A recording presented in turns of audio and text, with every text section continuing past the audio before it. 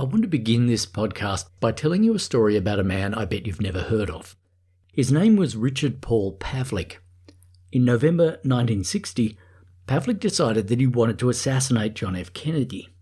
Kennedy had just been elected President of the United States, but he hadn't yet been inaugurated, and Pavlik wanted to make sure he never would be. Pavlik was 73 years old. He was a World War I veteran and a retired postal worker. He was also a bigot and a religious crackpot. He hated the Kennedys, and he was damned if he was going to let a Catholic become president. So just after Kennedy won the election, Pavlik went to a hardware store and bought 10 sticks of dynamite. In those days, you could buy dynamite at a hardware store. He also bought 4 cans of gasoline, a battery, some copper wire, and some blasting caps and detonators. He packed up his home in New Hampshire, left his property to the local youth group, and spent the next month following Kennedy around the country in his Buick, looking for opportunities to blow him up. Pavlik's idea was to use his Buick as a mobile suicide bomb. He packed the trunk with dynamite, attached a blasting cap to each stick, rigged them to the battery, and ran a length of copper wire from the battery to a detonator switch in the car's front seat. By early December, Pavlik had stalked Kennedy to Palm Beach, Florida. Kennedy's father, Joseph, had a mansion there, and Jack had brought his young family down for a vacation.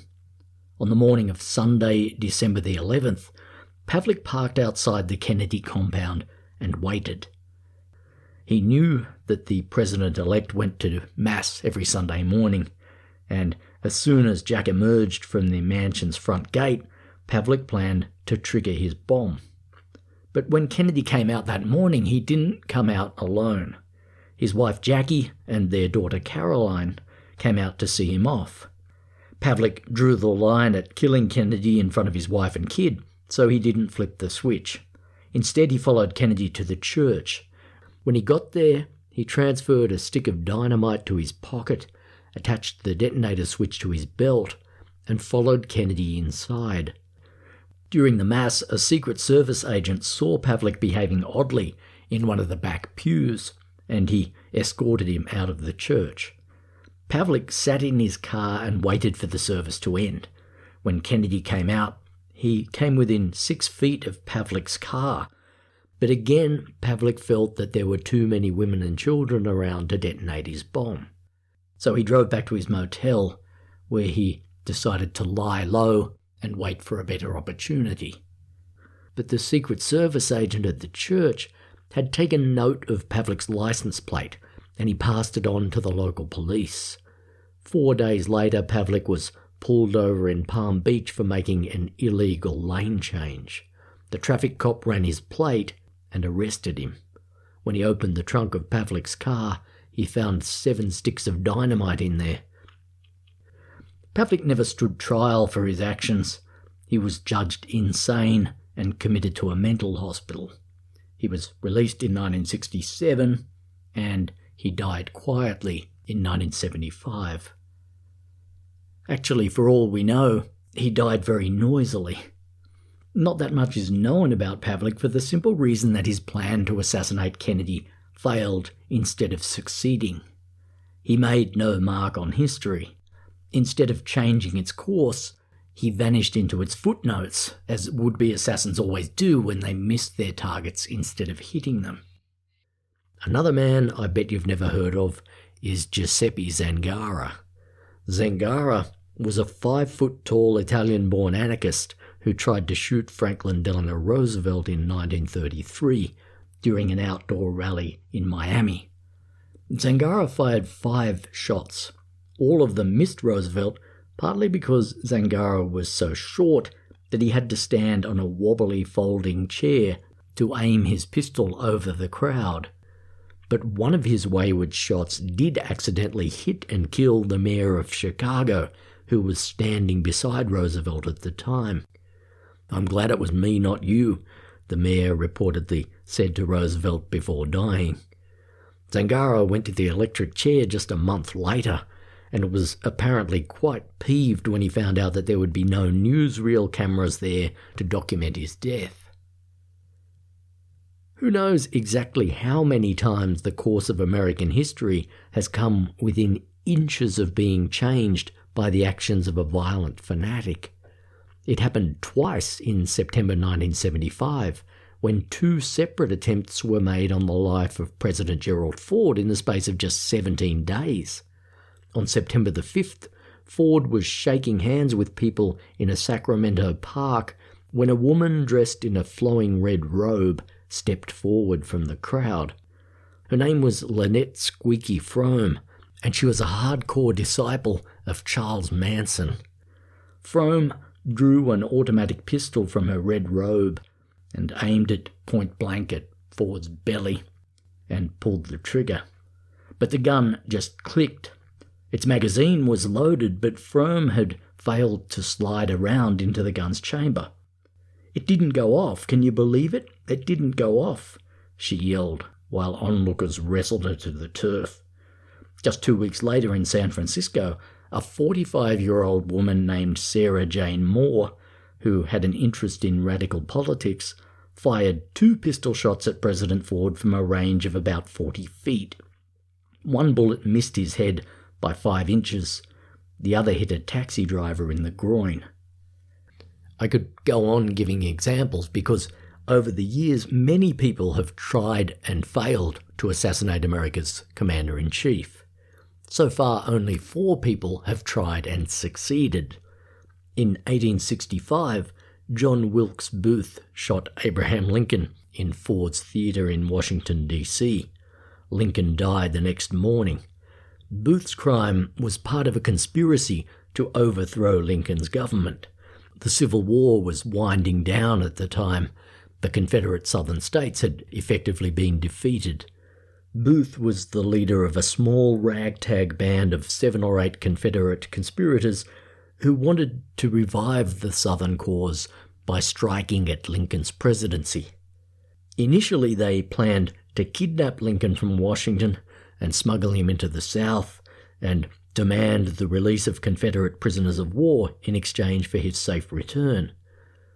But soon Booth and his co-conspirators scrapped the kidnap plan and came up with the more radical idea of assassinating the 3 most important members of the Lincoln administration simultaneously. While Booth murdered Lincoln, a second assassin would murder the vice president, while a third would kill the Secretary of State. They scheduled all 3 killings for 10:15 on the night of April the 14th, 1865. But only Booth's part of the plot came off. The guy who was supposed to assassinate the Secretary of State stabbed him repeatedly in the face with a Bowie knife, but the Secretary happened to be wearing a metal brace on his jaw, which he'd broken just 3 days earlier in an accident.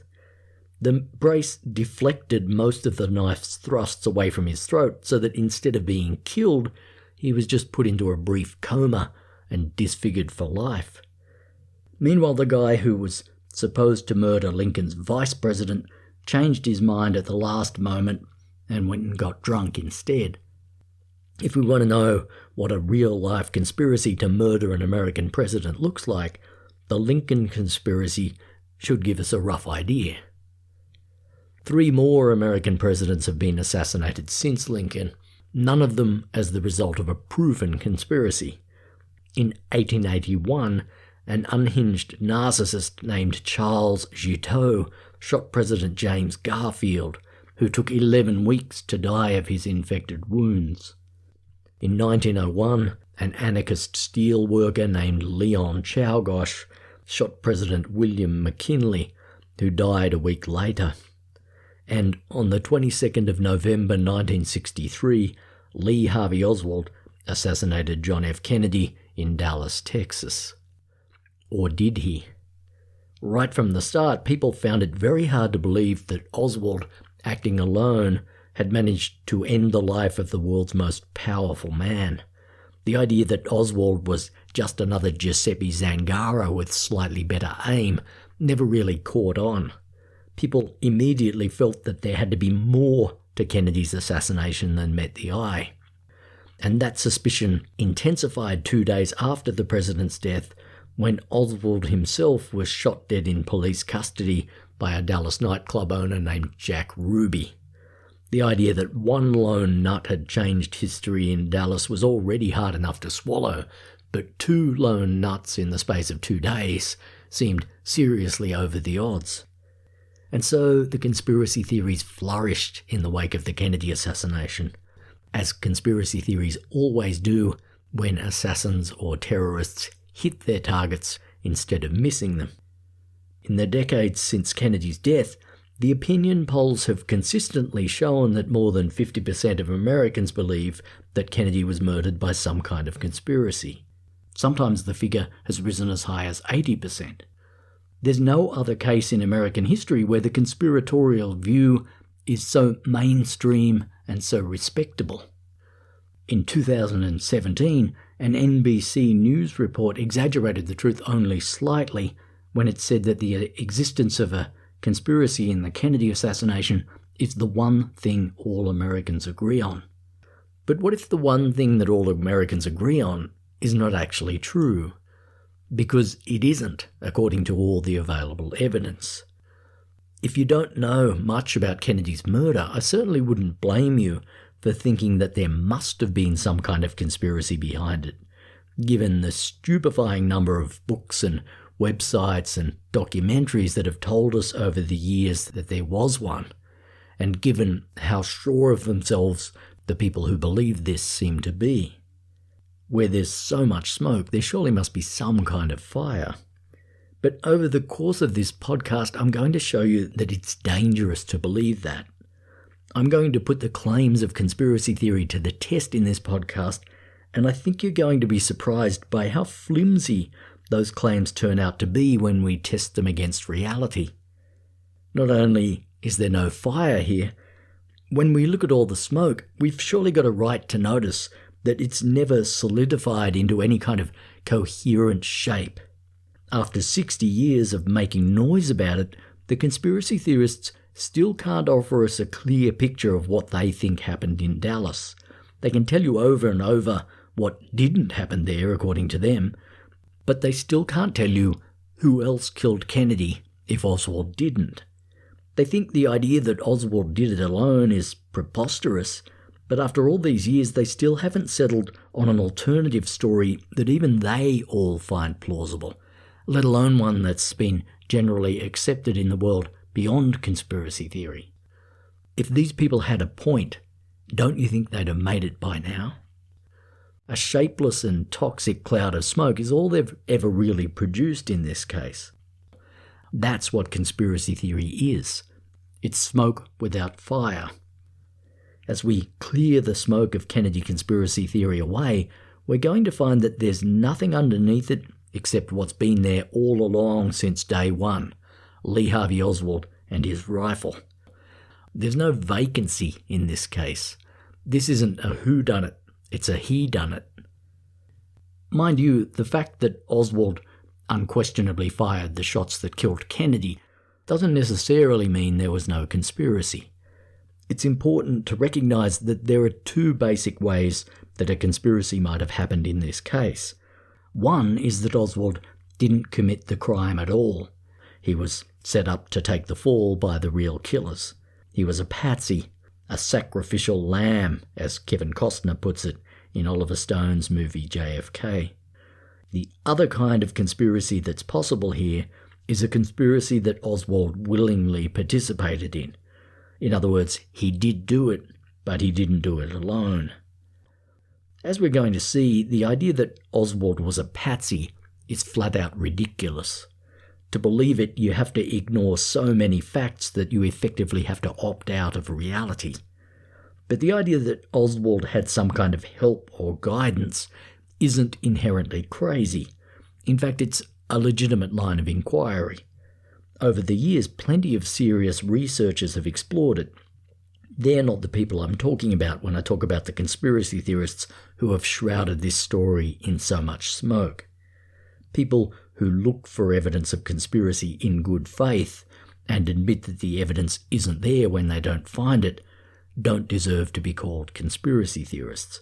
It's the people who tell you the evidence is there when it isn't that we need to worry about. They're the conspiracy theorists. So what about the possibility that Oswald conspired with other people while planning his crime? Well, it will probably never be proved beyond doubt that he didn't do that, because it's very hard to prove a negative. But what we can fairly say is that after 6 decades of furious investigation from serious researchers and conspiracy theorists alike, nobody has ever been able to find any conclusive evidence that Oswald was involved in any kind of conspiracy. And if that evidence hasn't surfaced by now, it might be time to conclude that it's never going to, because there never was any conspiracy. In any case, until such hypothetical evidence does turn up, the huge trove of actual evidence that we do have gives us ample reason to believe that Oswald did it, and gives us no good reason to believe that he had any help. And one principle that I really want to hammer in this podcast is that if we have no good reason to believe something, we shouldn't believe it. I'm going to tell you 2 main stories then as this podcast unfolds. At one level, I'm going to tell you the story of the luckiest lone nut in American history, the scrawny ex-Marine who changed the world with his $20 rifle, whether we like that fact or not. And as I tell you Oswald's story, I think you're going to be surprised by how unambiguous and watertight the case against him is. I think you're going to be equally surprised by how little need there is to believe that he didn't commit this crime alone. But why should we be surprised by facts that have been sitting on the table of history for almost 60 years now? Well, that's the other story I want to tell you in this podcast. The story of how conspiracy theory has succeeded in making the plain truth about Kennedy's assassination unfamiliar to us. The story of Kennedy conspiracism is the story of the greatest con trick that American conspiracy theory has ever pulled.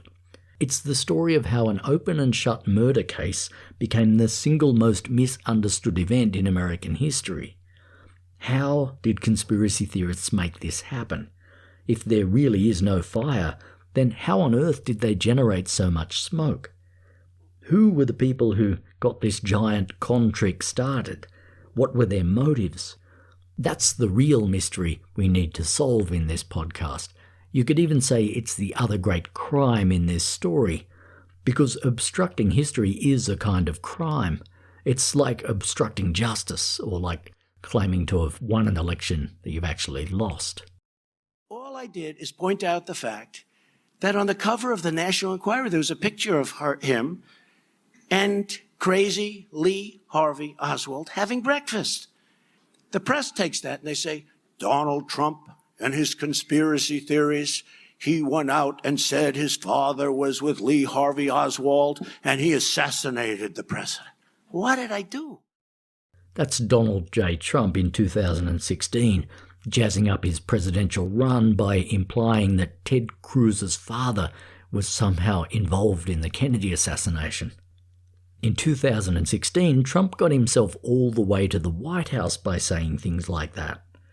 As I speak in 2022, it remains entirely possible that he'll get himself all the way back into the White House again by saying more things like that. This is where a culture can end up if it spends 60 years telling itself that there's a great unsolved conspiratorial murder at the heart of its political history. The presidency of Donald Trump sounded a giant alarm bell about the real-world dangers of conspiracy theory. There are certain trendy but mediocre academics who reckon that there's nothing wrong with conspiracy theory. They'll tell you that it's a bracingly radical way of resisting dominant narratives and sticking it to the man. But when Donald Trump became the man, and when he took American democracy to the brink of conspiratorial self-destruction, it surely became apparent even to the academics that conspiracy theory can no longer be treated as a harmless parlour game or tolerated as a victimless way of blowing off mental steam. It's a game that can be played by demagogues and tyrants too, as well as by self-styled free thinkers and progressives. I think it's time that we called out the rotten techniques and fallacies of conspiracy theory, and I think it's time we realised that they never lead anywhere good. That's the final thing I hope to achieve with this podcast. I think that if we can get to know one conspiracy theory well enough, we can know them all. If we can understand the epic story of Kennedy conspiracism, we can equip ourselves with the tools we need to recognise the tricks of today's conspiracy theorists and defend ourselves against them. It's going to take me a while to tell the true story of the Kennedy assassination and the story of all the untrue stories that sprang up in its wake. But I want to tell those stories properly, because I think that only by understanding the conspiracy theories of the past can we arm ourselves against the conspiracy theories of the present and the future. My name is David Free, and this is The Ghosts of Dallas.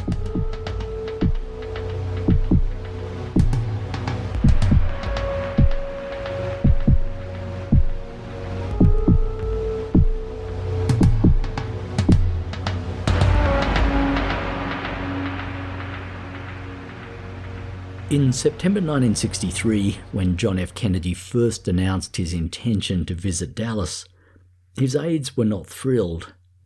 Dallas at the time was a hotbed of right-wing discontent. People called it the City of Hate. In October, a month before the assassination, Adlai Stevenson, who was Kennedy's ambassador to the United Nations, went to Dallas to make a speech on UN Day. He got a hostile reception. Shall we get on with the business of the meeting?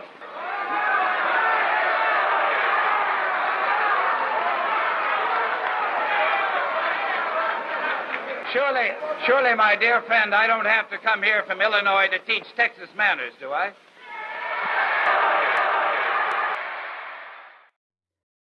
Things got even uglier when Stevenson's speech was over. As he tried to leave, hostile locals jostled him and spat in his face. Protesters ran at him with their fists flying and had to be tackled by local police. A female protester cracked Stevenson on the head with a wooden placard, drawing blood.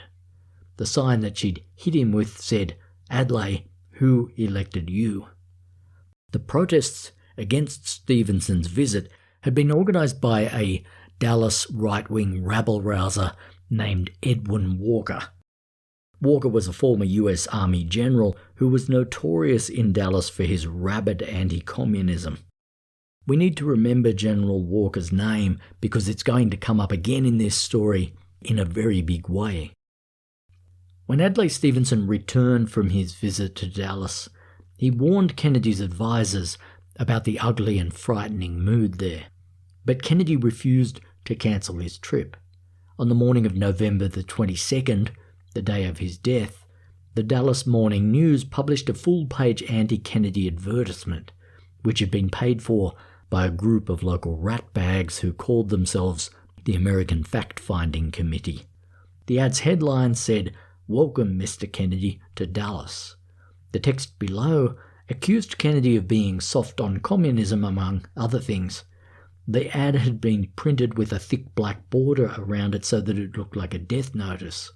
"Can you imagine a paper doing a thing like that?" said Kennedy, when one of his advisers showed him the ad. Then he turned to his wife Jackie and said, "We're heading into nut country today." What Kennedy meant, and didn't need to say, was that they were heading into right-wing nut country. And when Kennedy was shot later that day, most Americans instantly assumed that he'd been shot by a local right-wing extremist. And that wasn't an unreasonable assumption. But Dallas contained at least one extremist from the other end of the political spectrum. Lee Harvey Oswald wasn't a right-winger, he was a left-winger. He was a Marxist, which didn't necessarily mean he was a communist, as Oswald himself was at pains to point out. No, sir, I'm not a communist, and I think that the red herring and so forth is rather ridiculous. That's Oswald speaking in August 1963, 3 months before the assassination. He's 23 years old and he's starting to make a modest name for himself as a left-wing street protester. That's why he's on the radio, talking to a reporter who's eager to nail down exactly what kind of left-winger Oswald is. Are you a Marxist? Well, I have studied Marxist philosophy, yes, sir, and also other philosophers. But are you a Marxist? I think you did admit on an earlier radio interview that you consider yourself a Marxist. Oh, I would very definitely say that I am a Marxist. That is correct. But that does not mean, however, that I'm a communist. What is the difference between the two? Well, there's a great deal of difference. Several American parties in several countries are based on Marxism, such as Ghana. Certain countries have characteristics of a socialist system, such as Great Britain with its socialized medicine. These, then, are the differences between an outright communist country and countries which adhere to leftist or Marxist principles. Oswald had first become interested in radical politics in his early teens. At the age of 17, he dropped out of high school to join the US Marines. Even while serving in the Marines, he'd made no secret of his left-wing sympathies. The men in his unit called him Comrade, or Oswaldkovich. After a couple of troubled years in the Marines, Oswald was discharged. Then he did something remarkable. In 1959, at the age of 19, he defected to the Soviet Union, or at least he tried to. He travelled to Moscow via Finland, and immediately after his arrival, he applied to become a Soviet citizen, and he attempted to renounce his American citizenship. Oswald ended up staying in the Soviet Union for almost 3 years, although neither of those requests was ever formally granted. At the American embassy in Moscow, the consul who dealt with Oswald remembered him as one of the most obnoxious young men he'd ever met. What stuck in his head about Oswald was his, quote, overbearing arrogance and insufferable adolescence.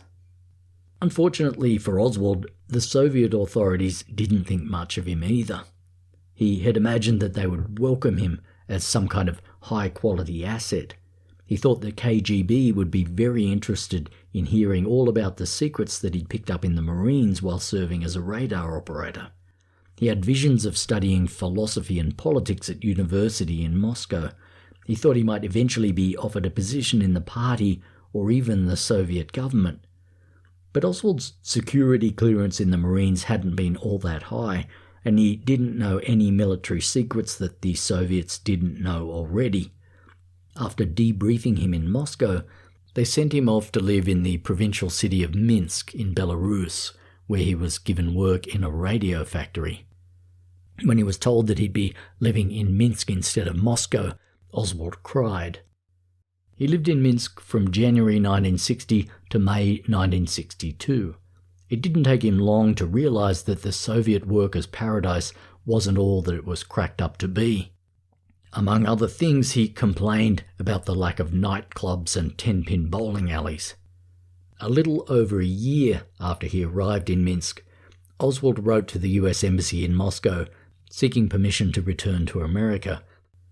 But his application would drag on for another 15 months, partly because Oswald demanded assurances from the embassy that if he did return to the States, he wouldn't be prosecuted for his borderline treasonous attempt to divulge military secrets to the Russians.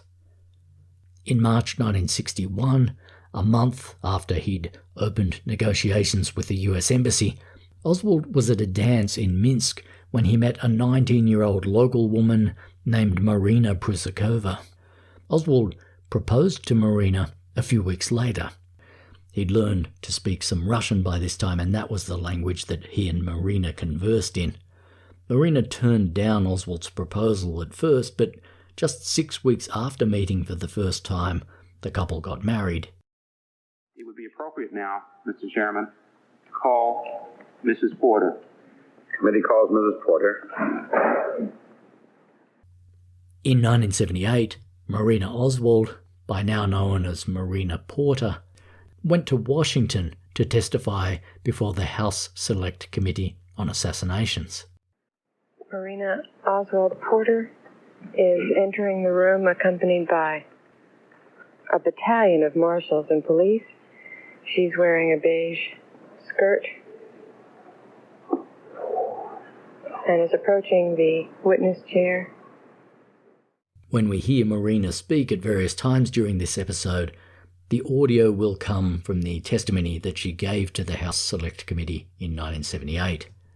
Some of her responses are a little hard to make out because of her heavy Russian accent, and the audio quality isn't all that great, but I think it's important that we hear from her directly, and when what she says is hard to hear, I'll repeat her words for the sake of clarity. Now, you knew him for barely 6 weeks, and you got married on April 30th, 1961. Yes. But wasn't that a rather hasty move, hasty decision after 6 weeks of knowing an individual? Not when your age that I was, you don't think it is. Not when you were the age that I was, you don't think it is, was what Marina said there. Cynical observers have speculated that Oswald may have married Marina for tactical reasons. It conceivably crossed his mind that if he returned to America with a Soviet wife, the US authorities would be reluctant to cause an international incident by pressing charges against him. Anyway, the couple got married, and in February 1962, Marina gave birth to their first daughter, whom they named June. In the summer of 1962, 18 months before the Kennedy assassination, Oswald was finally permitted to return to the US with Marina and June. They settled in Dallas, close to Oswald's mother and brother.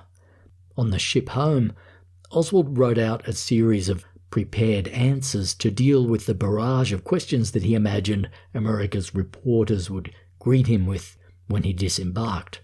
But the American press turned out to be far less interested in Oswald than he thought they'd be. We met Oswald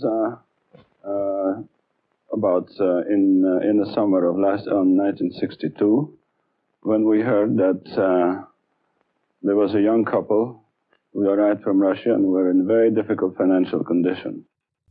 That's the voice of George de Mohrenschildt, a worldly Russian expatriate who befriended Oswald and Marina after they settled in Dallas.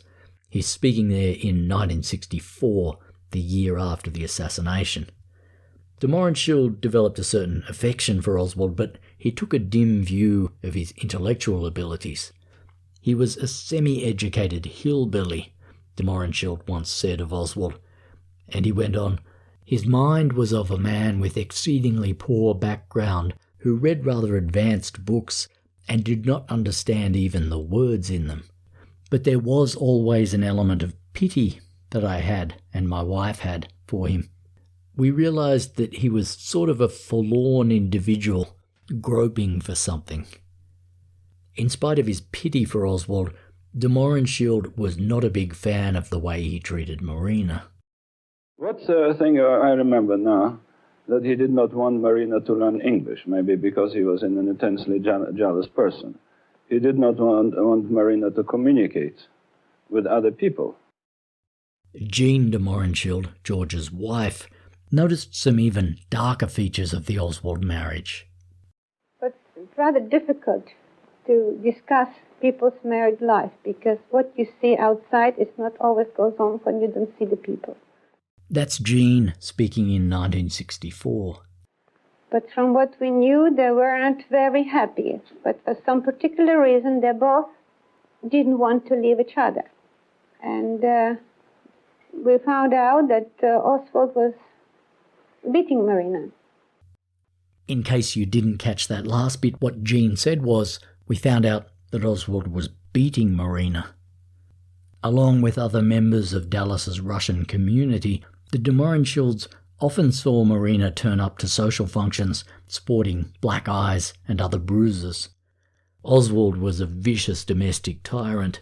Among other things, he didn't like it when Marina smoked. He was forbidding Marina to smoke, outright. We dropped by one evening to visit them, and then she went in the kitchen, and she came back quite upset.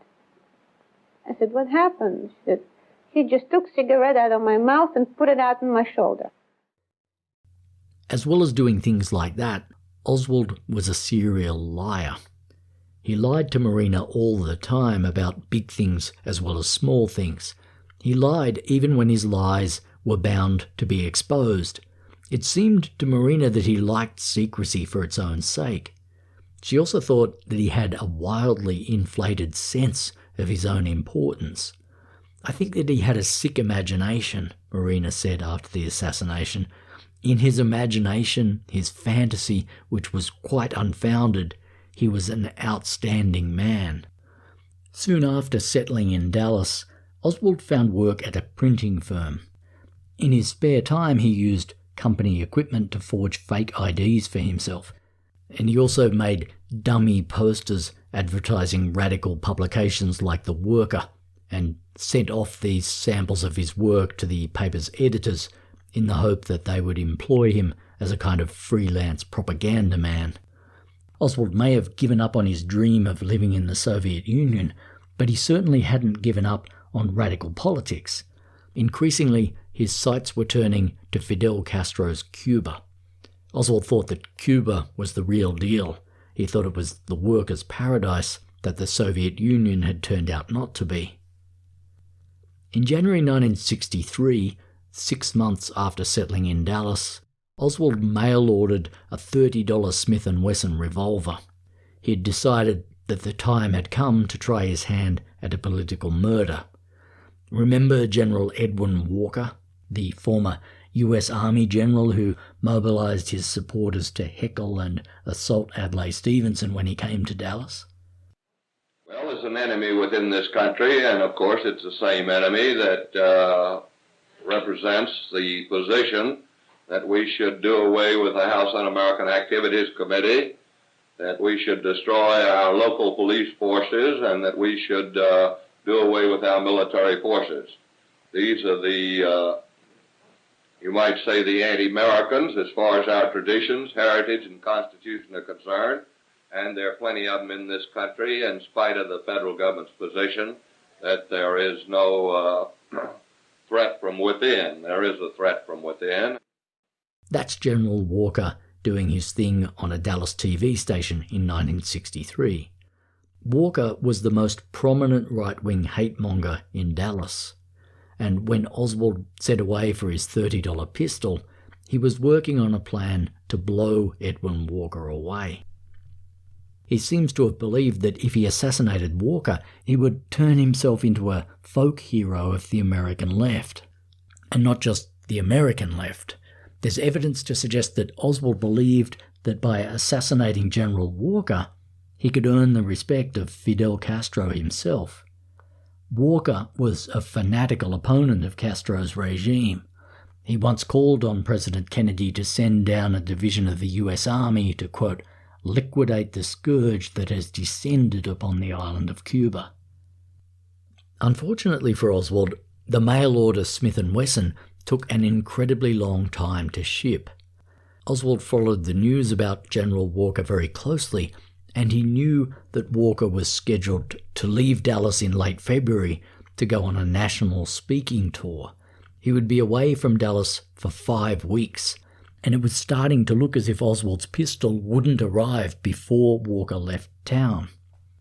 In his book Oswald's Tale, Norman Mailer has a memorable passage about how antsy Oswald must have felt as he waited for his pistol to arrive. Mailer writes, quote, Oswald has but 11 days to get Walker and still no pistol. Nearly every day he goes to his post office box, but the notice is not there. It's like getting ready to make love without knowing if your phallus is in accord. End quote. As it turned out, the pistol didn't arrive in time, and Walker left Dallas unscathed to go off on his speaking tour, which he dubbed Operation Midnight Ride. It's been interesting to note that as a result of our tour from coast to coast, there's been much response to what's been said on this tour. People are very much interested and quite upset across the land. It's very indicative that they are not being properly represented in Washington, D.C. While Walker was out of town, Oswald went out to his house to do some reconnaissance work.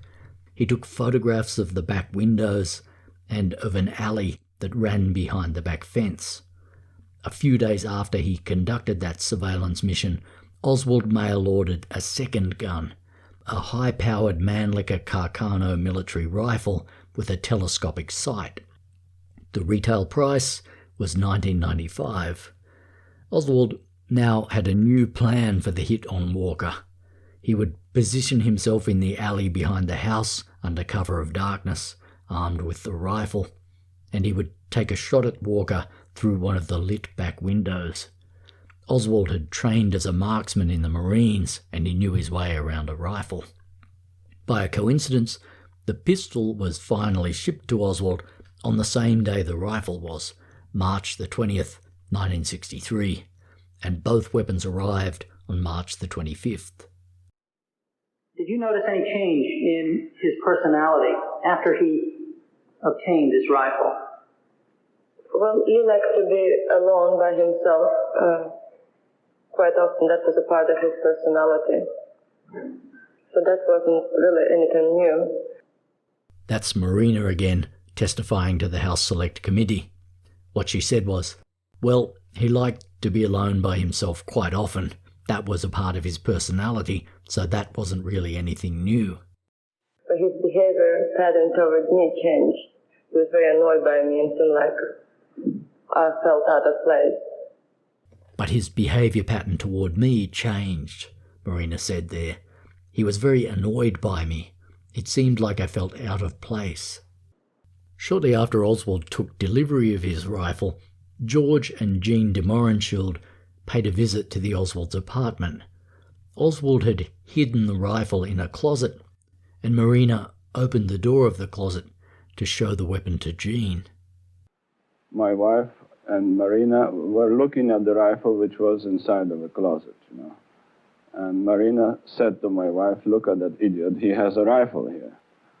Instead of buying food or necessities for our home, you know, he bought a rifle." That's George de Mohrenschildt again, speaking in 1964. "Look at that idiot, he has a rifle here," is what Marina said to Jean. And it seemed to me like such a ridiculous idea for Oswald to buy a rifle when he needed money so desperately, you know, that it was just a big joke, you know. On the night of April the 8th, General Walker got back to Dallas.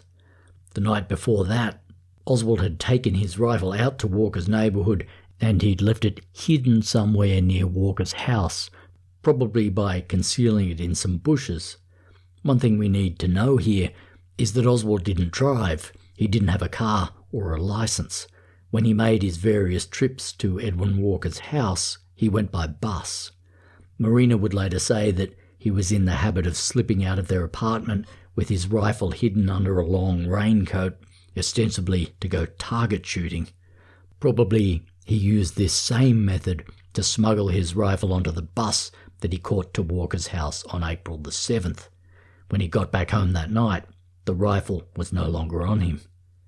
At around 9 p.m. on the evening of April the 10th, 2 days after Walker returned to Dallas, the General was sitting at a desk in his dining room working on his tax return when he heard a loud crack and felt flying chips of wood and metal strike him in the face. The General was sitting at his desk making out his income tax return. The bullet missed his head by inches, bore through a 9-inch wall, and settled in the adjoining room. Walker was spattered by wood and glass splinters, but not seriously hurt. General, will you describe for us just what happened last night? Well, the police from the city came in to investigate a rifle shot that was fired into the house, fired through the west window, and hit the sill and hit the wall across the room and went through the wall over the desk at which I was sitting. Police, here searching the yard the following morning, determined the bullet came from a high-powered rifle not more than 75 yards away. In fact, the shot was fired from a range of more like 40 yards. As Walker just said, the bullet struck a windowsill on the way in, which slightly altered its trajectory. If that hadn't happened, the bullet would almost certainly have passed through Walker's head instead of passing through the wall behind him. The Walker assassination attempt remained a mystery until just after the Kennedy assassination, when Marina revealed that the shooter had been Oswald. Directing your attention to that day, April 10th, 1963. Would you tell us what happened? In 1978, Marina described the aftermath of the Walker incident to the House Select Committee on Assassinations. It goes without saying that her description of Oswald's behaviour that night gives us some important insights into the Kennedy assassination. The Walker incident was Oswald's first attempt to assassinate an American public figure.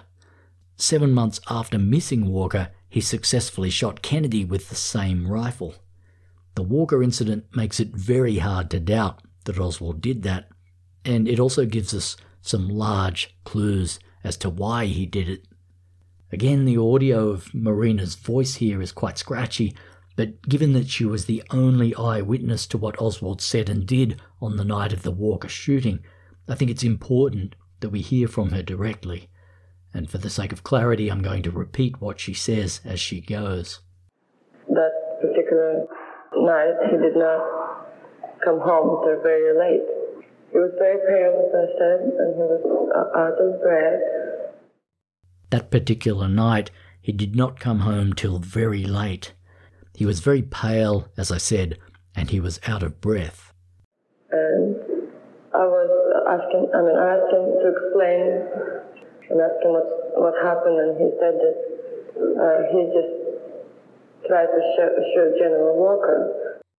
And I asked him to explain. I asked him what happened, and he said that he just tried to shoot General Walker.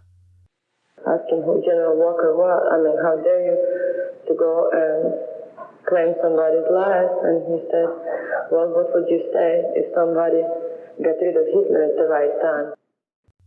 I asked him who General Walker was. I mean, how dare you to go and claim somebody's life? And he said, well, what would you say if somebody got rid of Hitler at the right time? Because he told me that he wasn't, that he was something equal to, well, he called him a fascist. That's what his description.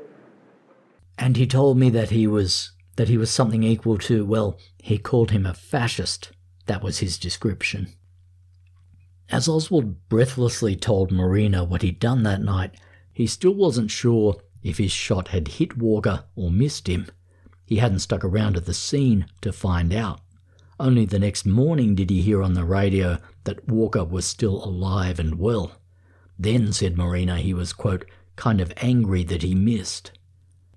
Conspiracy theorists like to claim that Marina was simply lying when she said incriminating things like this about Oswald, but we don't just have to take her word for it that Oswald tried to kill Walker. There's solid physical evidence that backs her account up. When he went out that night to do the deed, Oswald left Marina a handwritten note in Russian that advised her what to do in the event of his death or capture, and she kept that note. Oswald also made the mistake of keeping some of the surveillance photos that he'd taken while staking out Walker's house. Marina urged him to destroy these, but Oswald said that he wanted to hold onto them as, quote, a keepsake.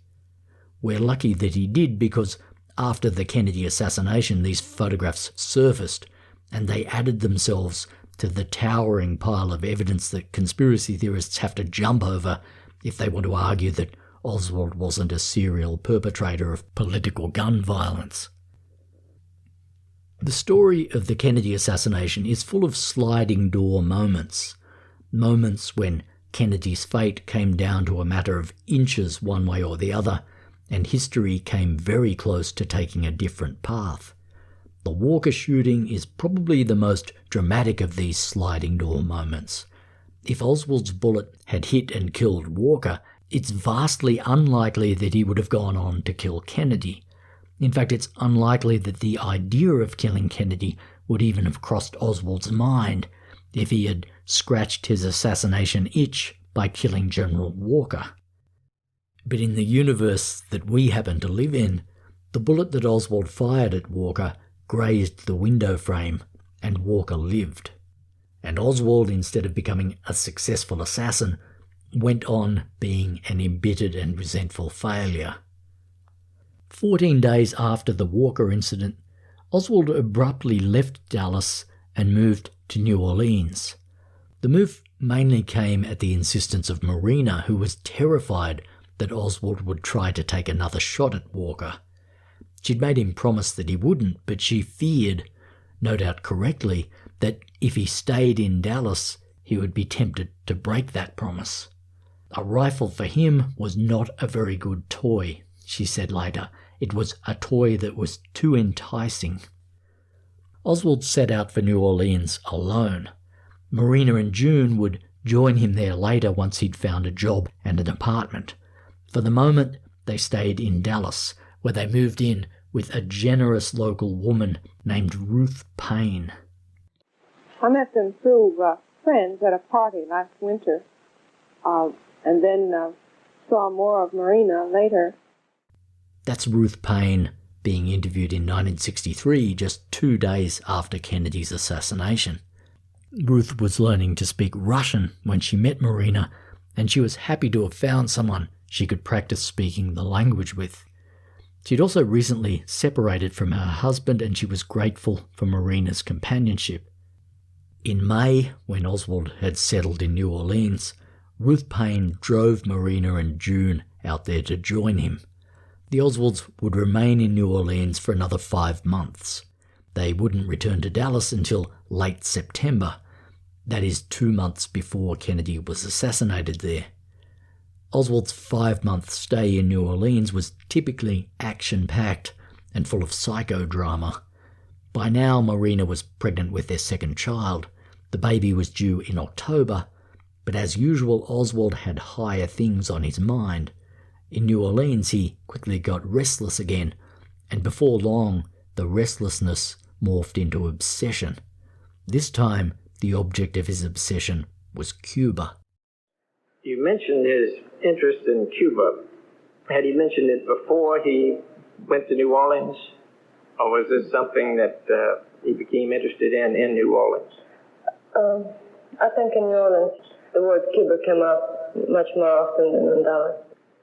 I think in New Orleans the word Cuba came up much more often than in Dallas, Marina says.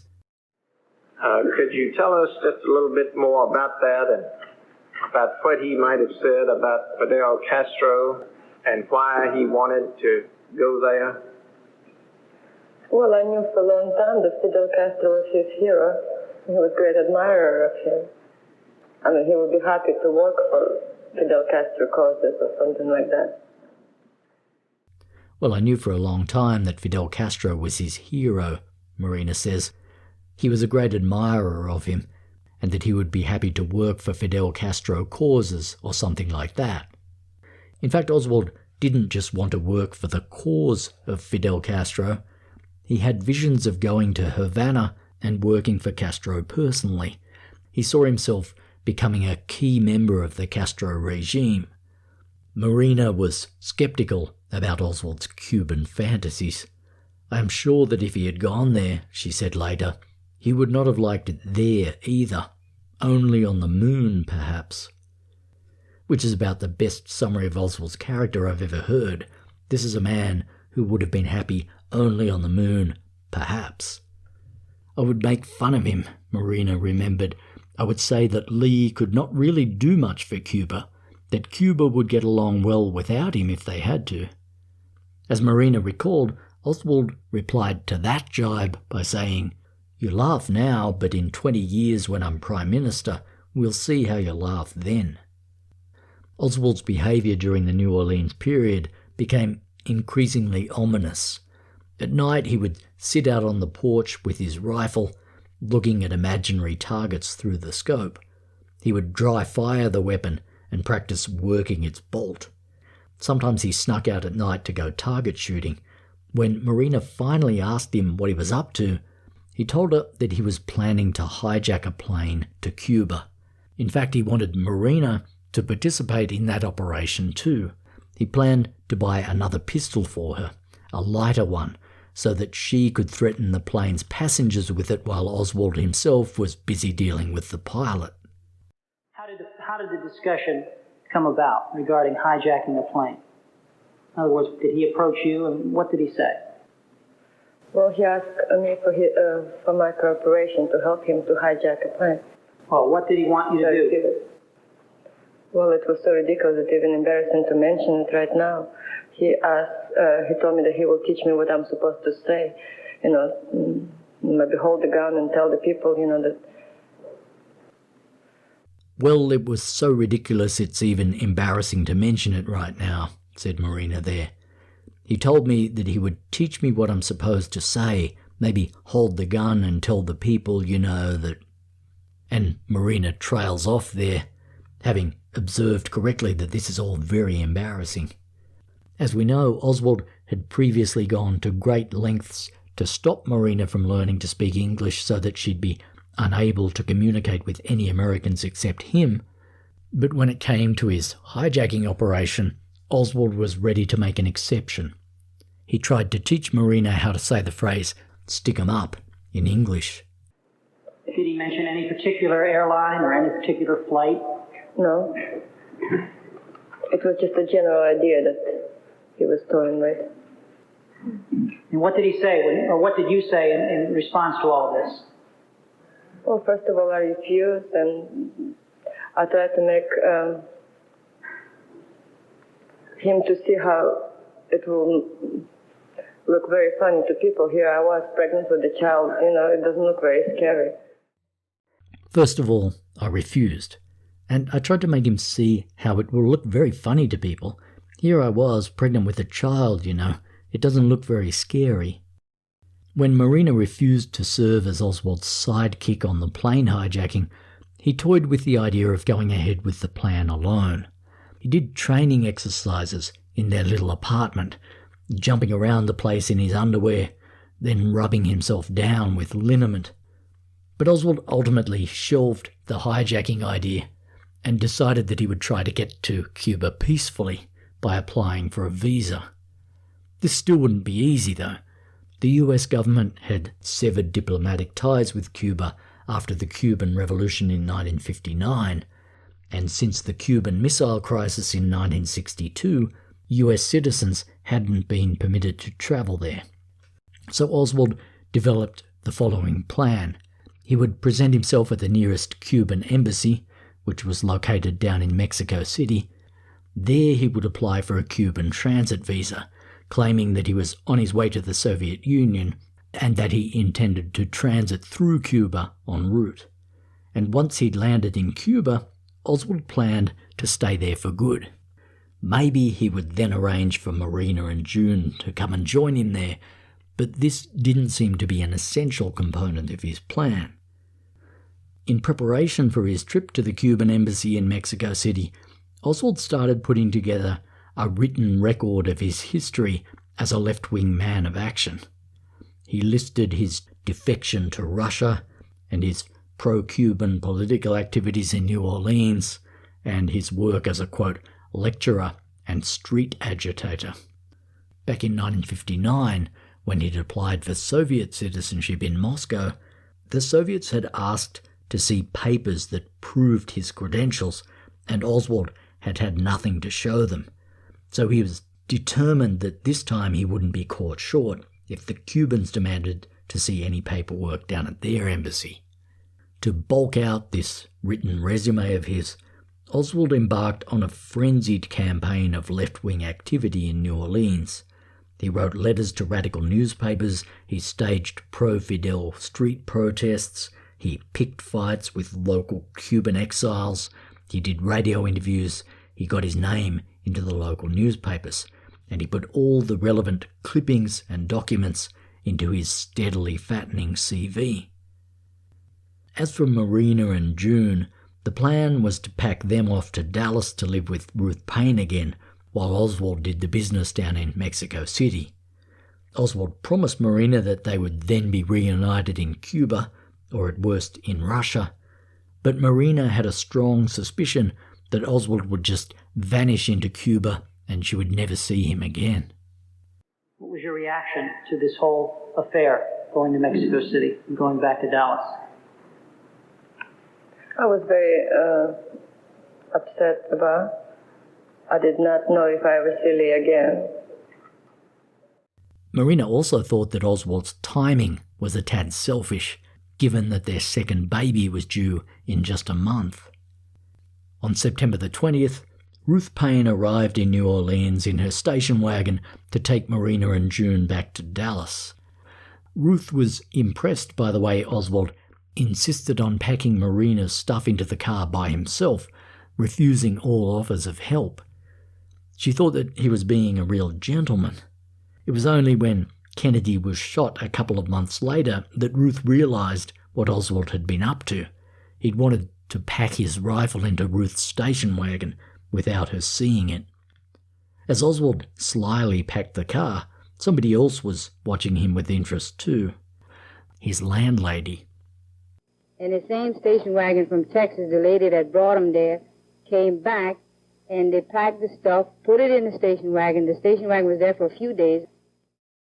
Oswald still owed the landlady a month's rent, and it looked to her like he was about to skip town without paying it. And I told my husband, I said, they're packing the station wagon. It looks like they're taking everything, so go find out if he's moving. So he did, and he said, no, he wasn't moving. He was only sending his wife to Texas to have the baby. On Monday, September the 23rd, Marina and June left for Texas in Ruth Payne's station wagon. Marina noticed that Oswald was fighting back tears as he said goodbye. When he left for Mexico City, when you both parted in New Orleans, when did you expect to see him again? I honestly did not expect to see him again. I honestly did not expect to see him again, Marina said there. After Marina and June were gone, Oswald stayed on in New Orleans for a couple more days, and then in the small hours of September the 25th, he slipped out of his apartment carrying 2 suitcases, leaving the place empty and confirming his landlady's worst fears. And that night, evidently he left through the night, owing us rent. He didn't pay us, just skipped town. The next day, September the 26th, Oswald crossed the Mexican border by bus. This happened to be the same day that newspapers in Dallas revealed that President Kennedy planned to visit the city in November. Oswald not only wasn't in Dallas to hear that news, he wasn't even in the United States, and he seemed to have no intention of ever returning. But Oswald's trip to Mexico City was a washout. At the Cuban embassy, he applied for a 15-day transit visa, claiming that he planned to visit the country briefly before proceeding to the Soviet Union. But the embassy staff shocked Oswald by telling him that he would have to wait the standard 2 to 3 weeks for his visa unless he could get a Soviet visa first. Oswald threw a tantrum. He argued with the Cuban consul, who wound up telling him that far from being a friend of the Cuban Revolution, he was behaving like an enemy of it. Oswald stormed out and he marched over to the nearby Soviet embassy. He told the staff there how important he was. He hinted that he would have some big secrets to tell the authorities in Moscow if they agreed to not only grant him a visa but also to pick up the tab for his journey to Russia. But the staff at the Soviet embassy blew off Oswald too, telling him that he would have to wait the standard 4 months for his application to be processed. The next day, Oswald shuttled comically between the Cuban and Soviet embassies, still getting no joy, throwing a few more tantrums, and giving the staff at both places the distinct impression that he was an unstable crackpot. After a humiliating week in Mexico, Oswald returned to America with his tail between his legs. He went to Dallas, took a room at the YMCA, and started looking for a job. Within a couple of weeks, he'd rented a tiny room in a boarding house in the Dallas suburb of Oak Cliff.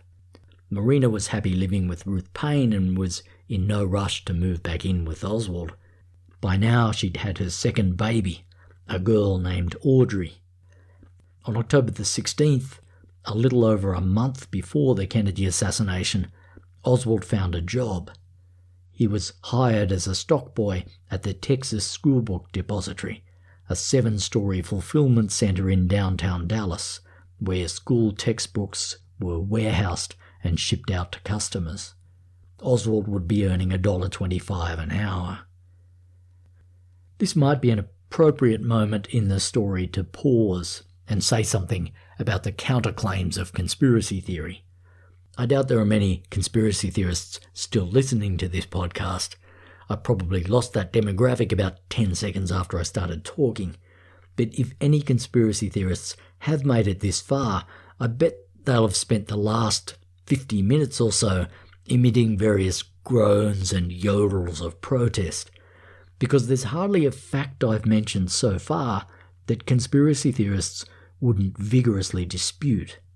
They will tell you that Oswald wasn't a real left-winger at all. They'll tell you he was a right-winger posing as a left-winger. Or they'll tell you that if he was a real left-winger, he was a naive innocent who was cynically pushed around the chessboard by the CIA and the military-industrial complex. They'll tell you that Oswald never took a shot at General Edwin Walker. They'll tell you he was framed for that crime just as he was framed for the shooting of the president. They'll tell you that it wasn't the real Oswald who visited the Cuban and Soviet embassies in Mexico City. They'll tell you that it was an imposter who was out to give Oswald a bad name. They'll tell you that nearly every single witness I've quoted so far, from Ruth Paine to Marina Oswald to George and Jean de Mohrenschildt, was a liar and possibly a CIA operative.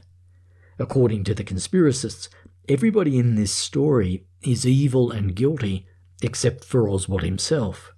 They'll tell you that everything I've told you so far is merely the official story, as if by putting the word story in scare quotes they can make a mountain range of solid facts just go away. In future episodes of this podcast, I'm going to engage with those kinds of complaints. I'm going to explain how we know what we know about Oswald. I'm going to demonstrate that I believe the so-called official story, not because I'm naive or gullible or believe what other people tell me to believe. I believe it because it's clearly true, according to all the best evidence we have.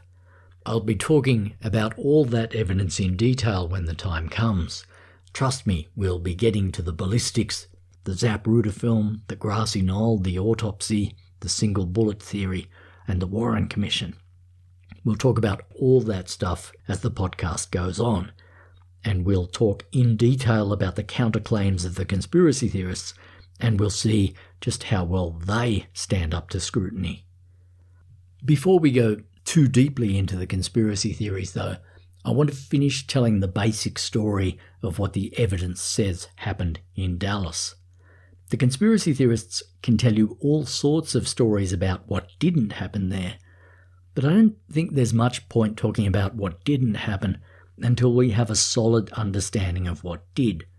If we enter the world of conspiracy theory too soon, before we've equipped ourselves with a basic map of reality, we might never get out. Which is exactly what the conspiracy theorists want, of course. Conspiracy theorists are always looking to drag us off the fairway and into the weeds. They want us to join them there forever.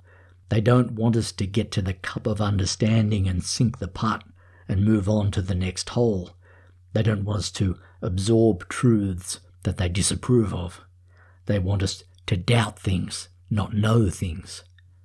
That might sound like a strange way of putting it, because surely one thing you can say about the conspiracy theorists is that they do seem to know an awful lot about this case.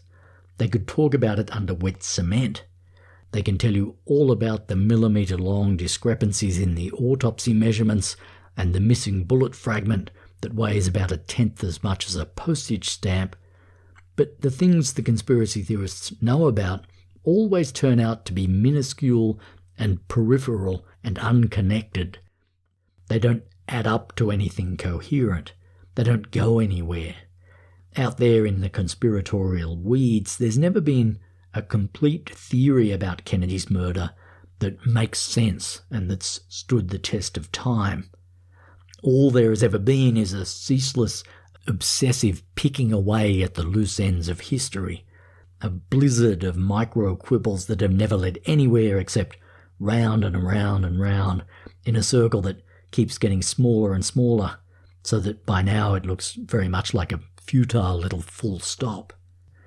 After 60 years of picking away at the supposedly ridiculous official story, the conspiracy theorists still haven't reached any clear agreement, even among themselves, about what happened in Dallas, which is a pretty major failure when you think about it, because something certainly happened in Dallas. Somebody shot Kennedy. That much we can surely all agree on. But after 6 decades of thinking about almost nothing else, the conspiracy theorists still can't tell you who it was. They can tell you all about how improbable the official story is, but they've never come within a bull's roar of constructing an alternative explanation of the evidence that's even physically possible, let alone more probable than the explanation we already have. Anyway, if there's one thing this case teaches us, it's that history is under no obligation to strike us as probable. It just happens. We're free not to like the way it happens, but we're not free to change it. Or at least we shouldn't be. To put all that another way, in order to understand the conspiracy theories about this case, we first have to understand the truth that they're rebelling against, the truth that they couldn't exist without, in fact. Think of it in terms of clothing. Let's say you've got a well-cut suit that fits you perfectly and has never looked like wearing out. And let's say that there are a few loose threads on it here and there, a couple on the sleeve, 1 or 2 on the leg. What do you do about that? You brush off the threads and you move on, right? You don't sit there in the nude for 60 years looking at the loose threads under a microscope. You don't throw the suit away and try to make a new one out of the loose threads. If you do, the results are bound to look preposterous. Anyway, I promise that we'll be zeroing in on all the loose ends of this case when the time comes, and we'll be looking at the various weird garments that people have fashioned them into over the years. But before we go there, let's finish talking about the perfectly good suit that these loose threads are really just a meaningless byproduct of. Over the next couple of episodes, I'm going to do what the conspiracy theorists in this case have never been able to do. I'm going to finish telling the basic story of what happened in a straightforward, logical, coherent, beginning-to-end way. I want to tell a story that goes with the grain of all the best evidence we have, instead of picking and choosing from the scraps pile. I'm going to tell a story that doesn't shatter the laws of common sense or violate our normal understanding of the way the world works and the way real people actually behave. And the longer we stay focused on the straightforward, not very sensational story of what the facts say happened in this case, the more we're going to see that conspiracy theory just isn't required here. There's no need for it. And as I said back at the beginning of this episode, one thing I want to stress in this podcast is that if the evidence doesn't require us to believe something, we shouldn't believe it. In the next episode of the podcast, we're going to talk in detail about the day of Kennedy's death. For now, I want to freeze frame the action on November the 19th, 1963. This was a Tuesday, 3 days before the assassination. And it was the day the Dallas newspapers announced the route that Kennedy's motorcade would be taking through the city on the coming Friday. The presidential limousine would be coming straight past the Texas schoolbook depository at low speed after slowing to an almost dead halt to make the hairpin turn from Houston Street onto Elm. Back in March, in a letter to his brother, Oswald had written, "It's always better to take advantage of your chances as they come along."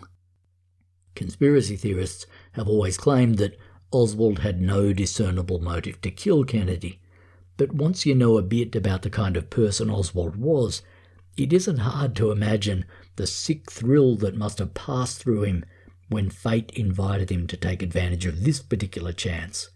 The most powerful man in the world was coming to Dallas, and he would be moving at low speed in broad daylight right past the 7-story building where Oswald worked. It must have been a strange feeling for Oswald when he heard the news, half exhilaration and half dread, because he must have known at once that he would have no real option but to smuggle his rifle into the building somehow and at least take a shot at the man as he came by. If Oswald spurned this freakish opportunity to impose himself on the American story, he would have to spend the rest of his life thinking of himself as a complete coward and failure. Up until this moment, his life had been a series of disappointments and fiascos. He'd always considered himself an extraordinary human being, despite the mounting evidence that he wasn't one. He always saw himself as a man of destiny, a player in world affairs. When he told Marina that he would be Prime Minister of Cuba one day, she had mocked him to his face. I always tried to point out to him, she said, that he was a man like any others who were around us, but he simply could not understand that. If Oswald had any sense of reality at all, though, by late 1963, he must have been starting to fear that Marina had been right about him all along. He had tried and failed to make it in Russia. He had tried and failed to make it to Cuba. He had tried and failed to assassinate one powerful American political figure. His marriage was on the skids, along with his imaginary career as a globe-trotting revolutionary.